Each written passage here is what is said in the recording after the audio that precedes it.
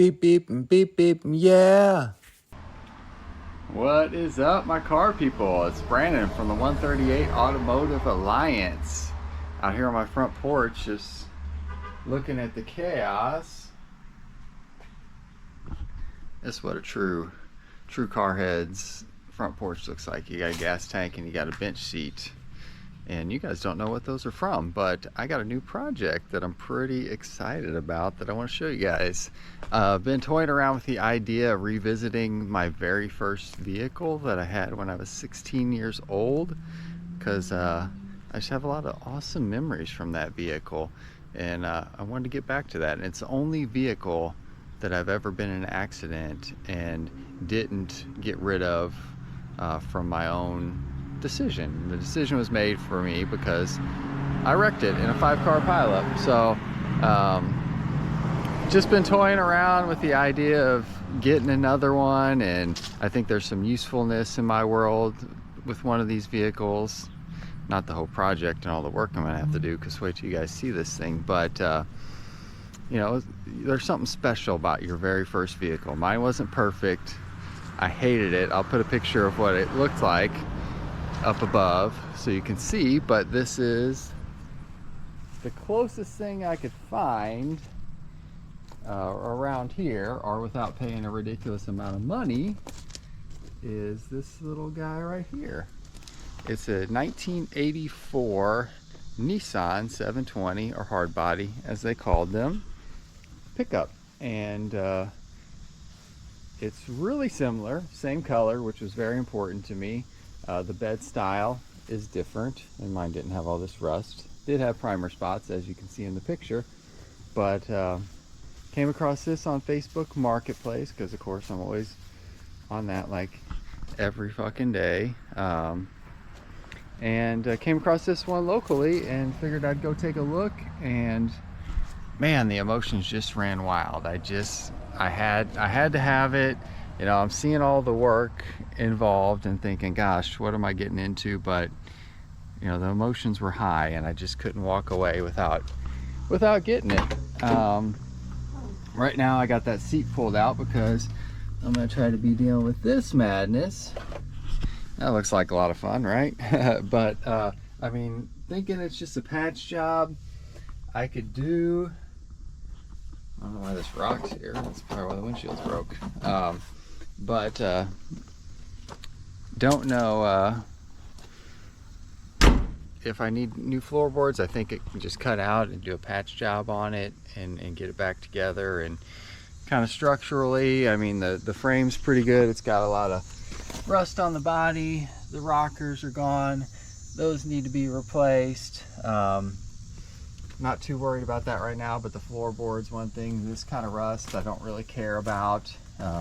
Just want to get it driving. I want to lower it, put some wheels on it, get everything kind of worked out mechanically, and maybe just go for kind of like a rough look. No gas tank up in there, as you can see, and you saw on the front porch, because it was rusted and leaking, and they were just running it off of a little gas can in the back.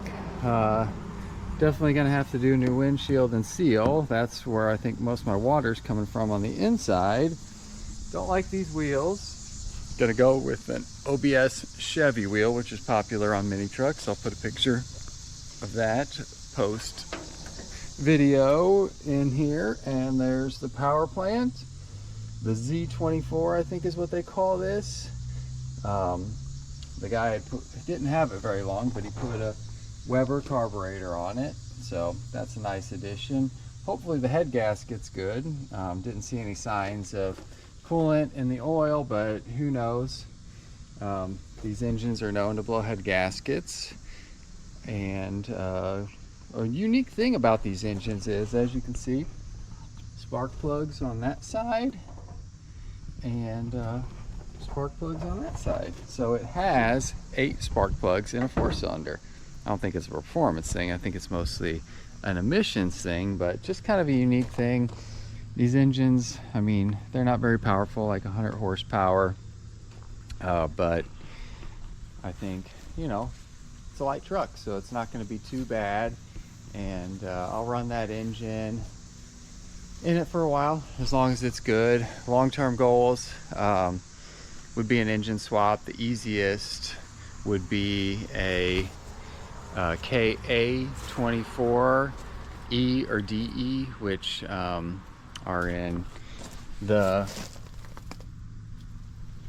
240SXs is the twin cam. The DE are the taillight busted out, are the E, which came in the successor to this truck, the D21, and they put them in other stuff. But you can get those engines pretty cheap. You're looking at probably 50 horsepower or a little more with the twin cam, and looking at probably 35 with the single cam one, the E, which is, I mean, 50 horsepower in a little truck like that, it's gonna make it scoot. And I did plenty of scooting when I had mine at 16. I'm gonna share some stories as I go through this build and let you guys watch it progress and see where it goes and see how much fun I'm having being 16 again. So hope you'll tune in for future videos and see where this goes, or if I lose my fucking mind. But gonna be more parts sitting on the porch, that's for sure. And a lot of work out in the driveway. Don't like doing body work, don't really know how to do much body work, but I'll figure it out. It gives me the opportunity to figure it out and expand my skills. So that's what I'm going for. So hopefully you guys will revisit this, and some other Nissan 720 owners will kind of chime in on the comments and help me out, give me some suggestions for the build, some advice and things like that. And I guess lastly, my Nissan that I had when I was 16 still does physically exist in this world.